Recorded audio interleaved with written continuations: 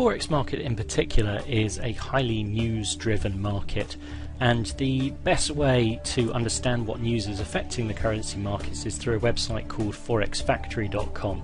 Now, if you go to this website, it will give you a calendar for the scheduled Forex news for that day or week or even month, depending on how you set it up.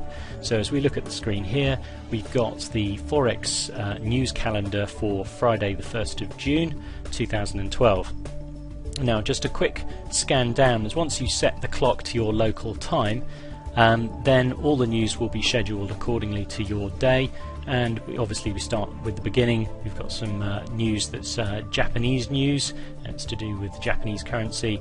And then as we work our way through the day, we have news on China, some European news, and some US news all the way through to the end.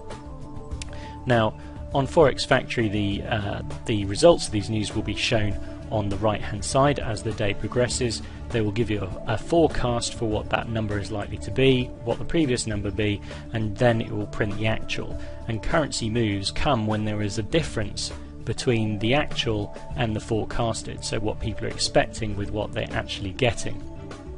Green is generally better than expected, and red is worse than expected.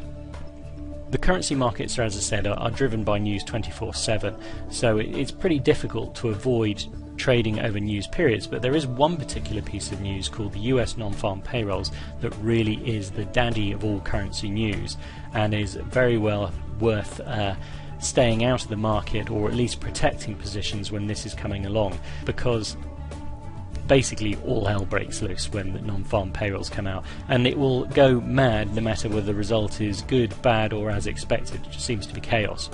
And you can identify this as, say, first Friday of every month. It comes out at 1:30 p.m. UK time, and it's called the non-farm employment change.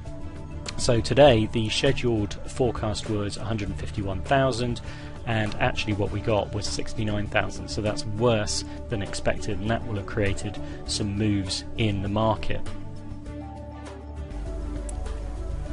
Let's have a look at the effect of that news then, and we're looking at a 1 minute chart of the euro.